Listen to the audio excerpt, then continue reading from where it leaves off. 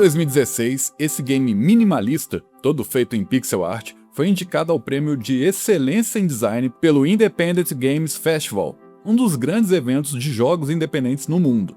Muito bacana, mas acontece que essa não foi a única grande façanha de Kingdom.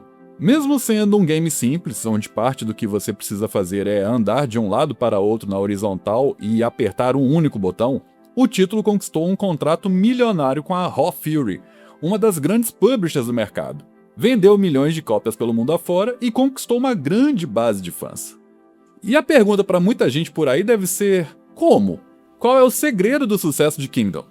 Bem, se você quer saber as respostas para essas perguntas e até aprender a saborear melhor os games que não trazem só tiro, porrada e demissões em massa, entendendo a magia que existe por trás de alguns indies, esse vídeo foi feito para você. Hoje eu vou falar um pouco a respeito do certeiro UX Design, ou da experiência do usuário de Kingdom, indicar games brasileiros com uma pegada parecida com a dele, contar a história por trás da produção do jogo, mostrar como ele colaborou com a cultura de uma grande publisher indie, e até sobre como ele conseguiu uma grana para ser feito, mesmo com a campanha de financiamento coletivo sendo cancelada. Mas para começar o papo, vou precisar passar por dois outros nomes, o clássico Civilization e o saudoso Flash. Ah, e se essa é a sua primeira vez por aqui, esse é o Miras Arcade, um canal que fala sobre indie games produzidos em lugares não tão óbvios do planeta, e às vezes também sobre hits independentes lá de fora com boas histórias que podem inspirar as pessoas que compram e produzem jogos aqui no país. Aproveite essa pausa para assinar o canal e não perder nenhum outro vídeo. Se você é cracudo de jogos de computador, provavelmente conhece, ou até passou algumas horas no clássico Civilization, um game de estratégia inspirado nas mecânicas de SimCity. Desenvolvido por Sid Meier, Civilization não foi o primeiro game de estratégia da história, mas foi um dos de maior sucesso até hoje, com mais de 70 milhões de cópias vendidas ao longo da franquia. E tão grande quanto esse número é a importância do título para a genealogia dos jogos digitais, uma vez que ele é responsável por estabelecer o gênero 4X, uma sigla para explorar, expandir, extrair e exterminar, ações que compõem o gameplay desse jogo. É assim, nesse tipo de game você manda alguns personagens explorarem o mapa, revelando o território. Com essas novas áreas abertas, você expande a sua base, mas para isso precisa extrair recursos, como madeira, minerais, etc. E por fim, luta contra rivais, exterminando eles da face daquela terra digital. E se na sua mente apareceram outros nomes como Warcraft ou Age of Empires, tá tudo certo. Isso não é uma alucinação. Eles também são games de estratégia em tempo real com essas mesmas características. Mas se tudo é jogo de estratégia, por que eles não são parecidos? Bem, o que faz uma grande diferença entre os games de estratégia são os ingredientes que os game devs inserem na receita principal de cada um. Civilization pegou de SimCity a ideia de construção das cidades. Warcraft já trouxe elementos de RPG e também uma pegada bem forte de Tower Defense, logo ali a partir do terceiro título. E esse termo, Tower Defense, é o que conecta os games de estratégia, o Flash e Kingdom. Tower Defense é um subgênero dos games de estratégia, e talvez um dos mais antigos dos games. Jogos com essa característica giram em torno de defender a sua base do ataque de ondas de inimigos, posicionando e armando torres de defesa. E se o Tower Defense estava presente lá atrás, nos primeiros games mais antigos, claro que também estaria no Flash. E se você não sabe o que foi o Flash, só te digo que você não sabe como a internet era legal com ele.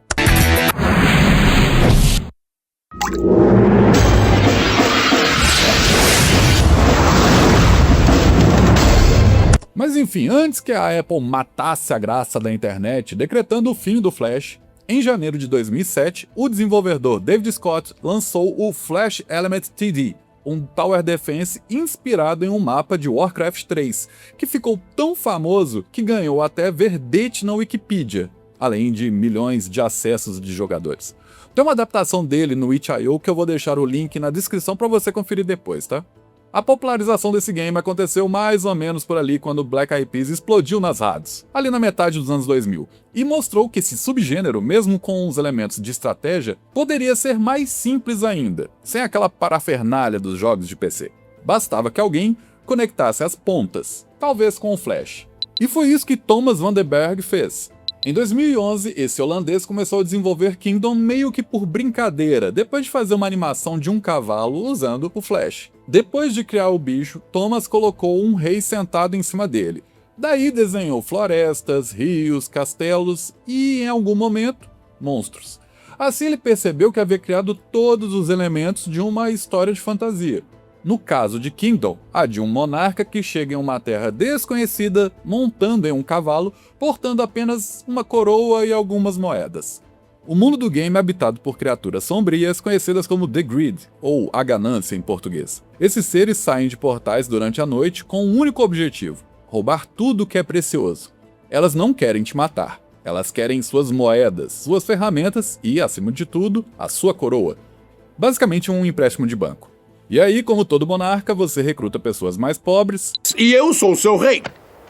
Não sabia que tínhamos um rei. Somos uma coletividade autônoma. Você está enganado. Vivemos em uma ditadura. Vivemos numa eterna autocracia em que a classe operária sempre... Você e sua classe outra vez, né? Dá a elas uma função como arqueiro, construtor, fazendeiro, coloca elas na linha de frente da pancadaria e tenta erguer um reino antes que a próxima lua cheia traga uma horda gigante de monstros. O lance é evitar que você perca a coroa. Afinal, como diz o Game Over, sem coroa, sem rei. A coroa é sua única vida. Se perdê-la, sua linhagem acaba e aí já era. Agora, voltando à história da produção. Somente em 2013 a primeira versão do game foi publicada, mas durante esse processo de 2 anos trabalhando com Flash, Thomas entendeu a importância da otimização de um game, tanto na parte de sistema quanto na parte gráfica. E é por isso que Game Dev é um termo que não diz respeito apenas aos desenvolvedores programadores, e sim a toda a classe de trabalhadores dos games. Aqui entram algumas das receitas de sucesso do UX Design e do Game Design de Kingdom, que surgiram ainda em seus primeiros formatos. Começando pelo Game Design. O título pula caminho ao não precisar de uma fase tutorial. Você entra no jogo e meio que vai aprendendo fazendo mesmo. Tudo é muito intuitivo, até porque você só tem um comando de ação na tela e com ele precisa construir, cortar madeira, levantar as torres, fazer o upgrade das torres e até convocar as pessoas a defender o seu reinado. Como você não pode realizar ações em qualquer lugar, o UX Design serve justamente para não te deixar perdido no game e te apontar quais e onde as ações podem acontecer. Outro U do design bastante importante em Kingdom é o da UI Design, ou User Interface, que torna visual a interação do jogador com o game. Um bom exemplo aqui é o do saquinho de moedas. Em Kingdom não existe um número na tela te dizendo quanto de grana você tem. Só um saquinho de moedas que vai enchendo, até não caber mais nada dentro e a grana começar a vazar. Mas pode acontecer também de ter menos dinheiro do que você gostaria por ali. E aí, se não olhar direitinho, só dá para descobrir quando for começar alguma obra. O que, convenhamos, é o padrão do que acontece em toda obra mesmo. No final das contas, com um comando simples e com a movimentação 2D, em Kingdom você consegue extrair, exterminar, expandir e explorar de tudo pelo mapa fora. Esse minimalismo de Kingdom ajudou bastante a portabilidade do game para praticamente todas as plataformas, dos smartphones ao caríssimo PlayStation 5. O que, por sua vez, colaborou para que o game recebesse um bom investimento da Raw Fury e vendesse milhões de cópias. Mas não sem antes, veja só, ter de cancelar uma campanha de financiamento coletivo que não ia tão bem quanto se esperava. Mas antes de continuar, vou deixar uma dica aqui.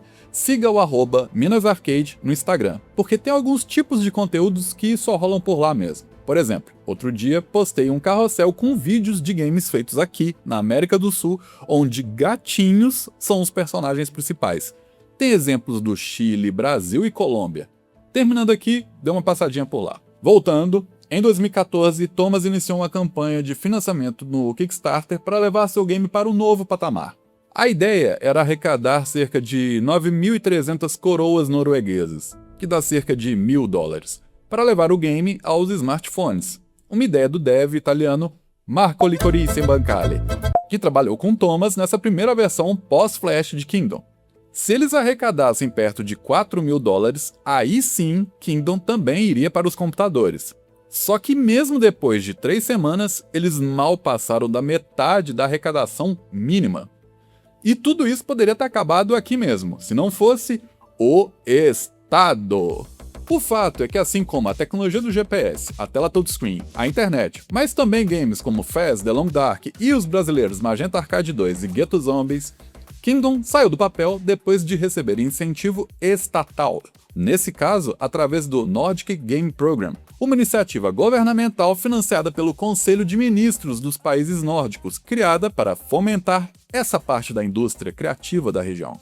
Com isso, a dupla recebeu cerca de $20 mil, muito mais do que era esperado através da campanha do Kickstarter. Daí, eles só precisariam cancelar aquela campanha coletiva que não ia muito bem e correr pro abraço. E se você quiser saber como tirar o seu projeto de game do papel através de editais e incentivos estatais, deixe seu comentário aqui no vídeo. Se tiver muita gente a fim de saber sobre isso, eu prometo que eu produzo um vídeo para vocês a respeito, beleza? Mas voltando, toda essa grana que Thomas arrecadou não era para levar Kingdom para os PCs, mas tinha muita gente querendo isso. Foi então que a Raw Fury entrou na história.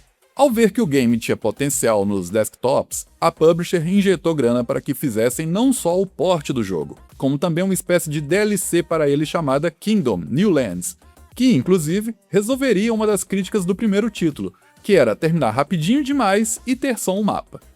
Em New Lands haveria novos mapas, NPCs e cenários, com climas diferentes, o que deixaria ainda mais na cara um outro grande ingrediente do sucesso do game. Todos os mapas de Kingdom são criados de forma procedural, ou seja, é o próprio sistema quem desenha as fases, o que ajuda bastante a ter uma variação infinita de possibilidades para os jogadores, além de reduzir o volume de processamento para os desenvolvedores. Mas aí vale dizer que a decisão de ter ou não um game com design procedural depende da história e até do gameplay desejado para o título. Dead Cells, por exemplo, é um jogo onde também faz sentido as fases serem diferentes a cada vez que você morre e volta. Já Celeste e Dandara não vão por esse caminho, e cada cenário é construído manualmente.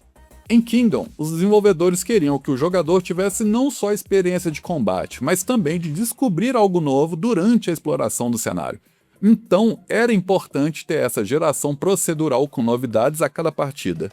Mas eles foram além. Os devs apresentam o game como sendo de estratégia estética, se diferenciando de Civilization ou Age of Empires. Aqui as mecânicas de estratégia existem para sustentar a sensação de ser um monarca solitário em uma floresta vasta e perigosa, o que pode fazer você se sentir vulnerável ou poderoso só através daquilo que se vê ou ouve. Eu falei do exemplo do saquinho de dinheiro, mas tem outro bem interessante. Você passa o jogo inteiro montado em cima de algum tipo de animal, mas só dá para saber se ele está cansado se o bicho começar a ofegar ou baixar a cabeça. Não tem nenhuma outra informação como uma barra de energia te informando isso. É um UX design que favorece realmente a imersão no game, dando mais sentido ainda para esses desejos dos devs em posicionar Kingdom como um título de estratégia estética, que também é ultra favorecido pela beleza da pixel art, com detalhes dos reflexos no rio, da iluminação e, claro, também pela trilha sonora de muito bom gosto, e pelos efeitos sonoros, que apesar de simples, conseguem passar, por exemplo, muito bem o clima de tensão, seja com o som grave dos portais ou, veja bem, e aqui Scorsese ficaria orgulhoso, com o silêncio. Silence is a powerful tool. It makes the audience lean in, to appreciate, or to anticipate. Creating silence is easy. But how do directors make the quiet speak? O silêncio durante a madrugada pode te deixar em dúvida porque pode significar que naquele dia não tem ataque ou que vem algo gigantesco contra a sua base. Um último item da receita de sucesso de Kingdom, e que tem a ver com o design, é a escolha por uma grande fricção do jogador, que seria uma péssima ideia em outros casos, mas nesse aqui combina com a proposta de uma experiência imersiva. Essa fricção é muito visível ao tentar atravessar e visualizar o mapa. Você não consegue dar zoom in e zoom out na tela, então precisa realmente atravessar de um lado a outro, e isso pode te mostrar o quão longe você pode estar ou de um lugar seguro ou do objetivo final. E atravessar esse mapa, montando em um animal que pode cansar várias vezes no trajeto e com tropas que andam lentamente, amplia a tensão das batalhas, que precisam ser muito bem planejadas de olho até no horário do dia. Agora não ache você que aqui no Brasil não temos ótimos jogos de estratégia minimalista, inclusive com o estilo Tower Defense. Para ficar só em dois exemplos, temos o Road Defense, Outsiders e o Iceless Defense. Road Defense da Mini Cactus Games tem um design pixelizado e monocromático com gameplay surtadíssimo. E Let's Defense, produzido pelo pessoal da Minigolf e distribuído pela Nuntius Games, traz elementos visuais de cartoon e mecânicas de cartas. Os links para os dois estão na descrição do vídeo para você colocar em sua wishlist da Steam. Para fechar, vou falar de dois grandes resultados da franquia Kingdom. A primeira, e mais descarada, é o faturamento. Ao longo de 10 anos, os jogos da série venderam mais de 4 milhões de cópias. Um sucesso tão grande que em 2019 a Raw Fury decidiu comprar os direitos dos games nas mãos de Thomas Vandenberg, deixando de ser apenas a publisher desses títulos. Mas tem outro resultado enorme que podemos atribuir a Kingdom, que é a própria cultura da Raw Fury. Muitas pessoas acham que essa marca era uma gigante que acolheu o Thomas, mas na verdade, a Raw Fury foi fundada por ex-executivos da Paradox e da DICE, especificamente porque eles viram o protótipo de Kingdom e acreditaram que o modelo de negócio dos games precisava mudar. No lançamento da empresa, em 2015, os fundadores publicaram um manifesto explicando que ela não seria uma publisher tradicional, mas uma unidade de suporte. Eles usam o caso de Kingdom como paciente zero dessa filosofia. O argumento era de que o modelo da indústria estava quebrado por focar demais em métricas e pouco no sentimento dos jogos. E o protótipo de Kingdom era a prova de que um jogo minimalista e de nicho poderia ser um hit comercial se tratado da forma correta. Com isso, eis os segredos do sucesso de Kingdom. Ser um game fácil e simples de ser jogado, mas ainda assim com liberdade para qualquer um criar sua própria estratégia. Ser um título acessível que não demanda hardware de ponta para rodar, mas que entrega experiências de design bastante interessantes. E claro, não ter apostado em sair do papel só com financiamento coletivo ou indo direto para o mercado. Aqui, confiar também em um estado empreendedor mostrou que às vezes é bom ter uma força incentivando projetos que podem ser considerados incertos. O lance é que inovação só vem, veja só, da incerteza. E eu vou deixar os links para um TED Talks e um livro da grande economista Mariana Mazzucato exatamente sobre esse tema aí na descrição. In the US, some of the most innovative companies, so Compaq, Intel, Apple, received their early stage finance from the state, not from private venture capital. In fact, private venture capital, I will try to convince you later, is much less risk-taking than we're often told. So, for example, it tends to enter sort of 20 years after the state tends to fund the most uncertain and risky part of the knowledge base, on top of which it then surfs. Agora, valeu demais por chegar até aqui, mas se quiser saber sobre outro game simples que fez sucesso, aqui do lado tem um link do vídeo sobre a Shot Hike. E se quiser saber mais a respeito do mercado de indie games, tem outra opção logo abaixo. De novo, valeu demais por curtir esse vídeo feito sem IA, 100% orgânico. Por isso, grande abraço e até o próximo vídeo.